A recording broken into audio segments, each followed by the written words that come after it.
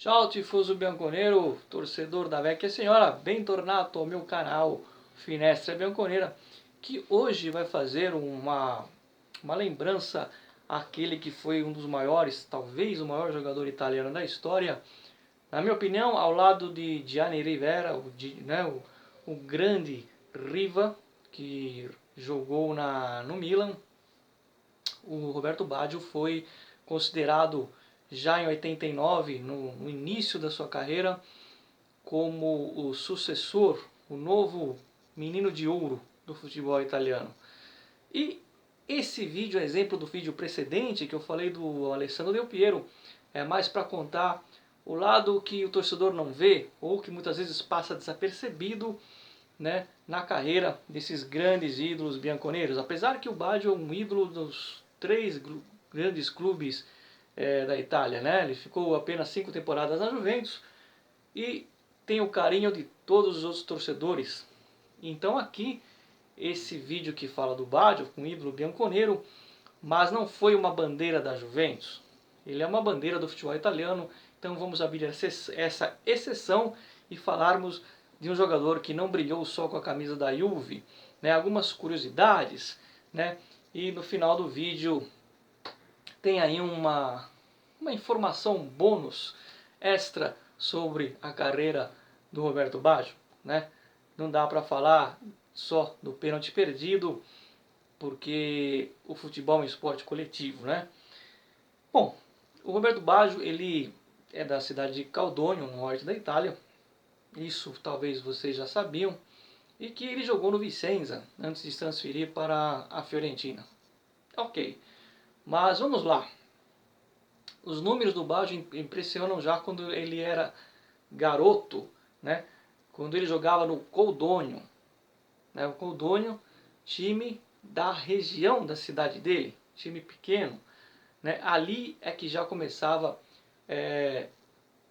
a transbordar o ídolo Robbie Baggio, né? Com 11, imagina só, com 11 anos de idade ele fez 26 partidas, né? E marcou 45 gols. 26 partidas e 45 gols. Olha bem esse número. Esses números vocês não tinham. Evidentemente, vocês podem buscar os números na Juventus, no Milan, na Inter, na seleção, mas jogando pelo Caldônio, time local, ele fez com 11 anos só, hein? Veja bem, com 11 anos de idade ele já começava a se destacar e fez aí em 26 partidas 45 gols. Bom, dito isso, tá boa a eliminação? Tá bom. Dito isso, o Baggio, ele não ia demorar muito para chamar a atenção dos dirigentes e o time do Vicenza, que é da região ali do lado, né, logo o contratou, né? Então a carreira do Baggio profissionalmente não começou em 88, 87, em 83 isso, né?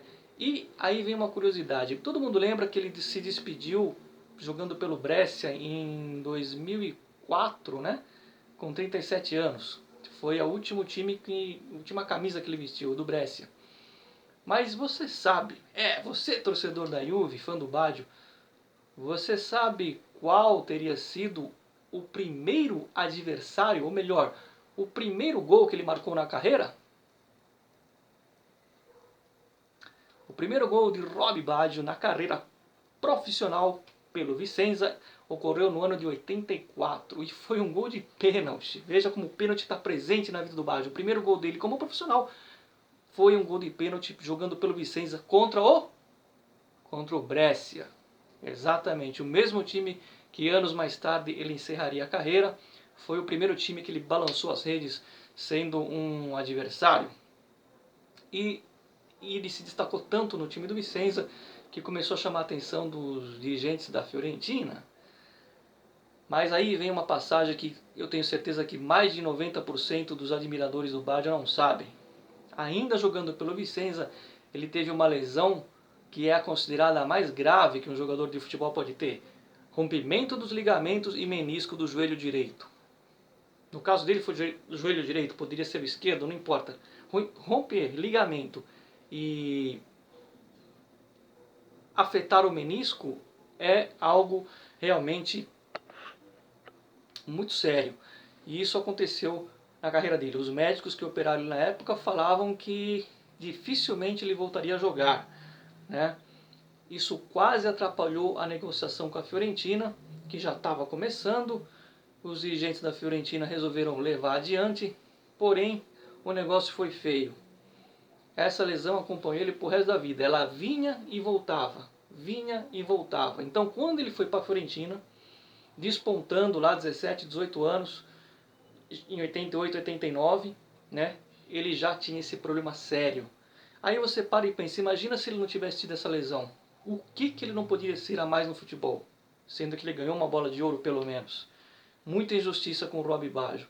E por causa dessa lesão lá atrás, ele se converteu ao budismo, né? Ele, família muito religiosa, fizeram várias e várias vezes orações, porque ele ele teve esse problema de ligamento e depois, 2 anos depois, teve de novo no mesmo joelho. Então o Baggio cansou de rezar e se converteu ao budismo antes da fama praticamente. Então quando ele foi para a Fiorentina, ele já levou na mala essa lesão no joelho direito, né? E isso complicou, mas não atrapalhou o gol mais bonito que ele fez, segundo palavras dele, justamente contra o Napoli, lá em Nápoles, jogando pela Fiorentina na temporada 89, né, 90. Aliás, um gol contra o time do Maradona com o Dom Diego em campo. Olha que honra que o Baggio teve, né? Uma curiosidade, quando o Baggio era criança, eu também fazia isso, hein? Que honra. Ele jogava bola dentro de casa e ele pegava as cadeiras, mas não é que ele pegava 2 cadeiras e fazia o gol, não. A cadeira, a parte de baixo da cadeira, dos pés da cadeira, aquilo era um golzinho na imaginação dele. E ele brincava dentro de casa, quebrando os móveis de casa. É lógico que a mãe dele adorava isso com toda a certeza do mundo. Aí o Baggio, todo mundo sabe, né? Foi para jogar na equipe da Juventus. Mas calma. Calma, porque essa é a passagem mais interessante do vídeo, eu diria, né? Sem contar aquele bônus que eu vou contar no final da curiosidade. O Roberto Baggio foi jogar na Juventus, temporada 90-91.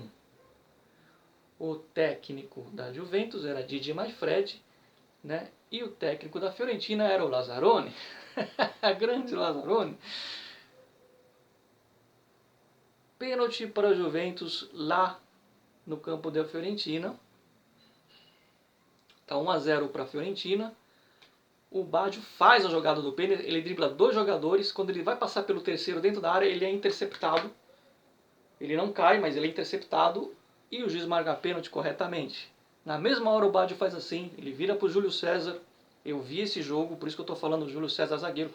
Ele vira e fala assim, estou fora, eu não vou bater o pênalti. E ele não cobrou o pênalti. De Agostini, que era um grande jogador, que foi titular da seleção italiana em 90, cobrou o pênalti, o goleiro espalmou e a Juventus perdeu de 1-0 o jogo. Na saída, na hora que que o Didier Maifredi resolveu tirar o Baggio de campo, até porque ele se recusou a cobrar o pênalti, o Baggio, que estava sendo criticado, xingado o jogo todo, né? Jogaram um cachecol da Fiorentina, ele pegou o cachecol na mão, por respeito, e foi aplaudido. Vamos voltar um pouco então para você entender por que ele não bateu o pênalti. Agora vem a grande passagem do vídeo. O Baggio, ele começou a ser negociado na temporada anterior. A Fiorentina passava por um momento financeiro muito crítico, que mais tarde todo mundo viu, uns 8, 9 anos depois ela teve esse problema sério, teve que fechar as portas e surgir com outro nome. Já naquela época começou a ter problemas seríssimos financeiros e ela precisava vender o Baggio. O presidente da Fiorentina chamou o Baggio e falou, nós vamos vender você para o Milan ou para a Juventus. O Milan mostrou interesse, né, a Juventus também. Ele estava para ir para o Milan, a Juventus atravessou, mas a questão não é essa. A questão é que o Baggio virou e falou assim, presidente, eu não quero sair daqui, para a Juventus eu não vou. Ele não falou que ele não ia para a Juventus porque ele não gostava da Juve, não é isso. Ele simplesmente não queria sair de Florença. Bom, passado alguns meses, os diretores da Juventus e o presidente pensaram, como é que nós vamos resolver esse pepino? A gente precisa vender ele e ele não quer ir. E aí eu tenho certeza que você, torcedor, não sabia dessa passagem. A negociação rolou entre o presidente da Fiorentina e o Agnelli, sem o Baggio saber. Sim, isso mesmo. Fizeram a negociação sem o Baggio saber, sem a permissão dele, em poucas palavras. Quando chamaram ele no canto no final da temporada, antes de começar a Copa do Mundo de 90, falaram: meu amigo, nós vendemos você, você não joga mais com a gente, não teve outro jeito, tivemos que vender você por causa daquele problema lá atrás que nós falamos, tá feito o negócio. Foi tudo às escondidas. Mas eu tenho certeza que você não sabia disso. Né? Onde já se viu o jogador ser negociado sem saber que está sendo negociado. Mas foi assim que aconteceu. Mas a torcida da Fiorentina não sabia disso. Para os tifosi da Viola, o Baggio foi traidor. Que injustiça, né? Ele nem queria sair. Aí quando antecipando, né? Porque essa foi a negociação mais cara do futebol na época, antes da Copa, e depois da Copa começou o campeonato, ele já vestindo essa camisa, teve o pênalti que ele não quis bater. Ele falou, na época, atenção, ele falou que ele não bateu o pênalti porque o goleiro da Fiorentina sabia o canto que ele ia bater. E ele não queria, justamente contra o ex-time, passar esse vexame de perder um pênalti. Ele que estava sendo, né, massacrado pela torcida, vaiado, imagina, perde um pênalti contra o ex-time. Né? Então ele disse que foi por causa disso que ele não bateu o pênalti, porque o goleiro sabia o canto que ele ia chutar. Ele foi gigante nessa declaração, né? Ele saiu muito bem, saiu pela tangente. Mas eu que assisti o jogo na época, eu como torcedor da Juventus desde 83, o meu feeling de torcedor e conhecido bem a carreira do grande Baggio, estou para dizer para vocês que não é essa a verdade. Encaixou-se como uma verdade. Ele não quis bater o pênalti porque ele quis dar uma resposta para o presidente da Fiorentina. Ele quis esfregar na cara o seguinte: eu não vou fazer gol no time que eu não queria sair e você me sacaneou, você me pôs contra a torcida e agora eu vou fazer as pazes com a torcida. Foi esse o recado. Isso ele não falou. Isso é um feeling meu de torcedor que eu tenho quase que certeza que foi por isso que ele não bateu o pênalti, mas ele não podia falar isso. Já pegou muito mal com a Juventus na época, imagina se ele fala isso. Né? Ele falou que é porque o goleiro sabia o canto que ia bater. Né? Foi bem esperto o Baggio, assim como ele foi esperto em 98, onde ele escolheu a dedo a equipe que ele queria jogar, no caso o Bolonha, com o objetivo de não ser rebaixado, sem a pressão de ter que ser campeão e sem um técnico para encher o saco. Ele pôde deitar e rolar na temporada e foi convocado às últimas horas pelo Maldini. Por que eu estou falando da convocação de 98? Porque o Baggio não foi convocado em 96 para a Euro. E por que ele não foi convocado para 96 na Euro? Porque o Roberto Baggio era um jogador muito querido pelos jogadores. Ele não se sentia, embora ele fosse uma estrela, ele não se sentia uma estrela no elenco. Todo mundo gostava dele e a opinião dele pesava muito no elenco, seja na Juventus, seja depois no Milan. O problema é que, principalmente no Milan, quando o Arrigo Sacchi percebeu isso, começou a cortar as asinhas dele. Né? E quando o Capello chegou no Milan depois, sabia disso. Sabia que o Baggio influenciava até de maneira indireta dentro do elenco. Então, deixaram ele de canto, deixaram ele de escanteio. E por isso, primeiro, o Sacchi não convocou ele para a Euro em 96 por causa disso. Ego. O técnico tem que aparecer mais. Essa foi a grande merda que aconteceu. E a Itália nem passou da primeira fase, bem feito. Apesar de eu torcer para a Itália. E no Milan, o Capello já chegou sabendo disso. Né? Ele tinha uma afinidade com o Sacchi, e então ele não quis nem saber. Né? Com a desculpa que o Baggio estava fora de forma, ele encostou o Baggio, que, né, conseguiu só um título, e a lesão voltou a atrapalhar ele também no Milan. A mesma lesão que ele também teve no primeiro ano de Fiorentina. Veja que essa lesão atrapalhou muito a carreira dele. E atrapalhou tanto que eu também tenho certeza que vocês não sabiam. Mas em 2002, um pouco antes do Mundial, o Trapattoni bateu um fio pro Baggio falando assim: meu filho, eu vou convocar você. Você vai disputar a Copa do Japão e da Coreia. O Baggio ficou feliz. E aí, na última hora, de novo, o maldito joelho direito começou a doer, começou a incomodar e ele não se sentia em condições de participar de 90 minutos de um jogo com o risco de estourar o joelho de novo. Então o Baggio, por um triz, não foi convocado para a Copa de 2002 no Japão e na Coreia. Eu vou passar uma dica para quem é fã do Baggio. Dá para adquirir pela internet, mas tem que entrar em contato com o site da Gazzetta dello Sport. Esse aqui é um livro, né, com declarações dele, né, de bastidores. Tem muita coisa legal aqui, tem todas as passagens dele, né, desde a Copa do Mundo, a despedida depois no Brescia, né. Isso aqui pelo site da Gazzetta dello Sport, você tem que escrever ali ou procurar no site da Freutinelli, é uma livraria italiana que também vende esses periódicos que costumam vir com o jornal esportivo, né?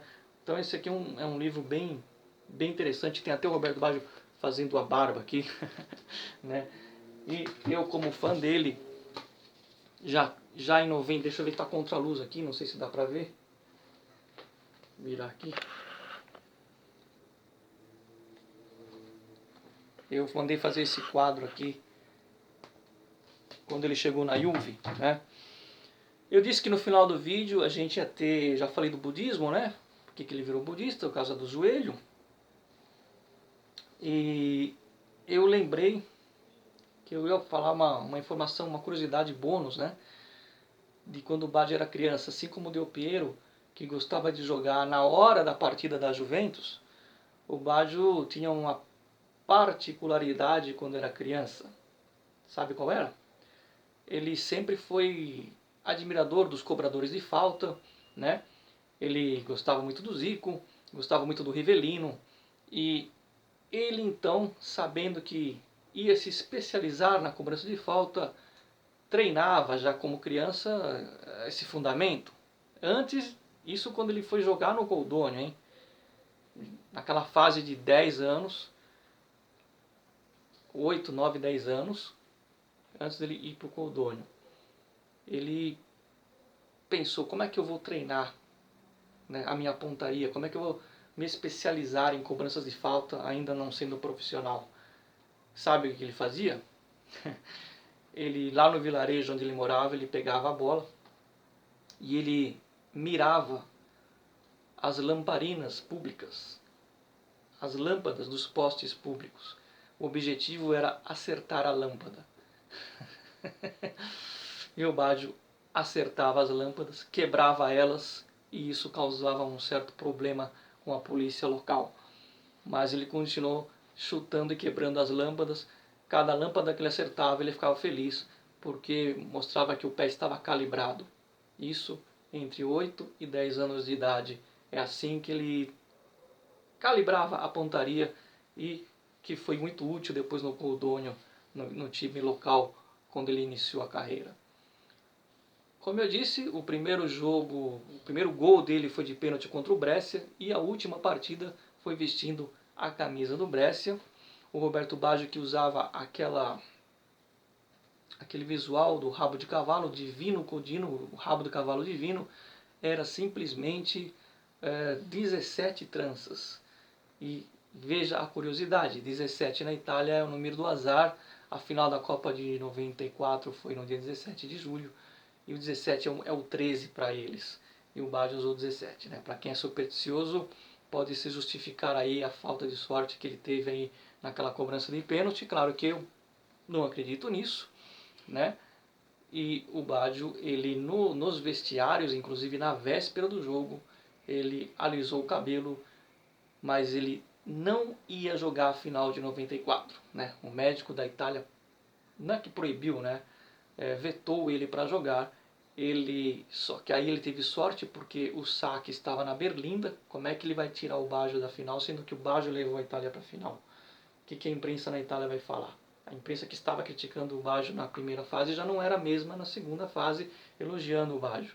Então ele foi para o sacrifício, porque ele também queria jogar, e o resto da história todo mundo sabe, né? Essa também é uma passagem de vestiários onde ele estava vetado e não iria jogar aquela final. É isso, ragazzi. Esse vídeo foi um pouco mais longo. Eu sei que vocês gostam muito do Baggio. Fiquem ligados porque nós vamos ter vídeos do Nedved. Nedved não era nem para jogar na Itália. Vídeos do Trezeguet, vídeos do Didi Buffon. Buffon também tem história pra caramba. E de Michel Platini. São vídeos que eu vou fazer, mas antes disso, no meio da semana aí, teremos algum vídeo de mercado, porque está tendo troca-troca. No bom sentido. Roberto Baggio, para encerrar, a torcida da Juventus, a nossa Juventus, quando ele entrava em campo, quando era substituído, cantava assim: Roberto Baggio, Roberto Baggio, Roberto Baggio. Tchau, ragazzi, alla prossima. O melhor de todos os tempos ao lado do Riva.